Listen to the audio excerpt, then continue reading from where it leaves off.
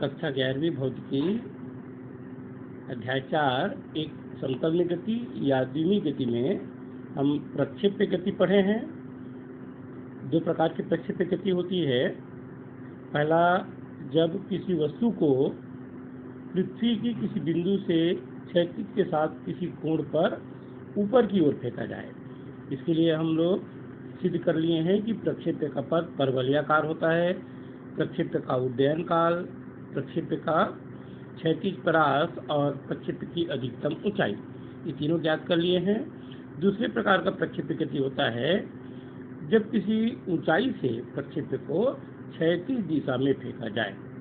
इसके लिए मान लेते हैं कि कोई वस्तु है जिसको वायु ऊंचाई के मीनार की चोटी से क्षैतिज दिशा में प्रारंभिक वेग u से फेंकते हैं।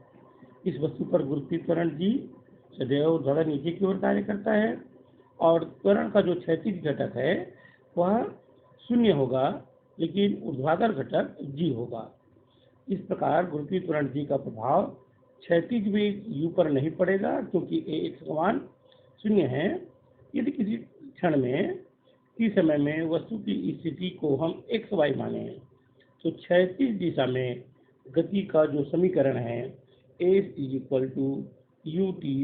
½ at², इसे मान रखेंगे तो क्षैतिज तय की गई दूरी को x बोलते हैं, तो x ut + ½ और क्षैतिज दिशा का जो त्वरण है ax उसका मान 0 × t²। हल करेंगे तो x ut और पक्षांतर करके t का मान निकालेंगे तो t x/u। इसको समीकरण 1 मानकर इसको आगे समझेंगे। जो वर्णन अभी किए थे उसको हम चित्र के द्वारा समझ सकते हैं। ऊपर में एक बिंदु O है जिसकी पृथ्वी सतह से ऊंचाई y है। वहां से x दिशा में किसी वस्तु को प्रारंभिक वेग u से फेंका गया है। जब इसे क्षैतिज वेग u से फेंका जाता है तो धीरे धीरे इस प्रकार गति करते हुए यह पृथ्वी के किसी बिंदु पर आकर गिर जाता है। इस समय प्रत्येक स्थिति में गुरुत्वीय त्वरण नीचे तो कार्य करेगा, लेकिन उसका वेग प्रत्येक स्थिति पर बदलती जाएगी, v1 v2 इस प्रकार। इसी प्रकार जब ऊर्ध्वाधर दिशा में गति करेंगे, देखिए इसके पहले ज्ञात किए हम लोग क्षैतिज दिशा में जब गति हो रही थी तो उस समीकरण से वहां हमने t का मान निकाल लिया।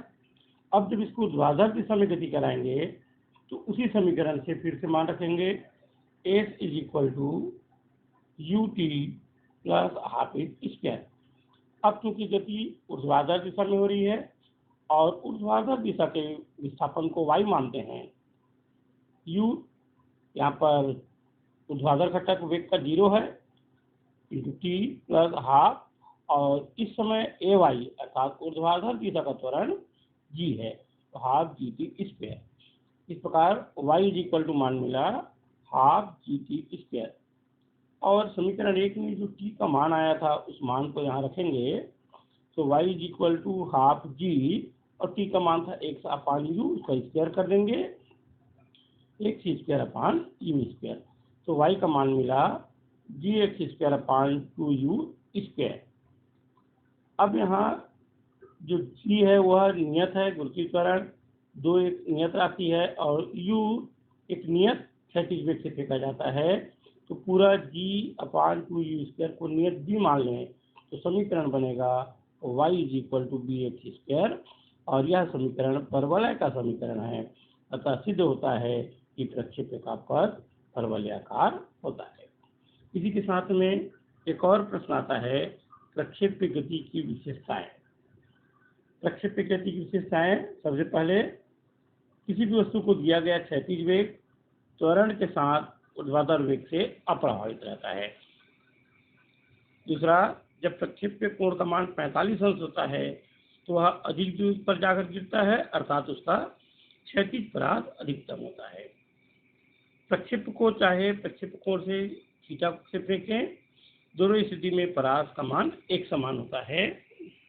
ठीक वैसा ही यदि किसी वस्तु को पृथ्वी सतह से कुछ ऊपर उठाकर फेंका जाए तो अधिकतम परास के लिए जो आवश्यक प्रक्षेप्य वेग का मान है वह 45 अंश से कुछ कम होता है। और सबसे महत्वपूर्ण विशेषता है, यह परीक्षा में कई बार पूछा भी जा चुका है कि प्रक्षेप्य का पथ परवलयाकार कब होता है। ध्यान देना, प्रक्षेप्य का पथ परवलयाकार तभी होता है जबकि त्वरण अचर हो और प्रक्षेप्य के वेग की दिशा त्वरण की दिशा के भिन्न हो। इस प्रकार से प्रक्षेप्य गति समाप्त हो गया। अगले वीडियो में हम लोग एक समान वृत्तीय गति पढ़ेंगे। तो आप लोग इस वीडियो को देखने से पहले कुछ परिभाषाएं, आवर्तकाल, आवृत्ति, कोणीय वेग आदि को पढ़ लिए रहेंगे, ताकि जब हम अगले बार एक समान वृत्तीय गति पढ़ें तो वह आसानी से समझ में आ जाए।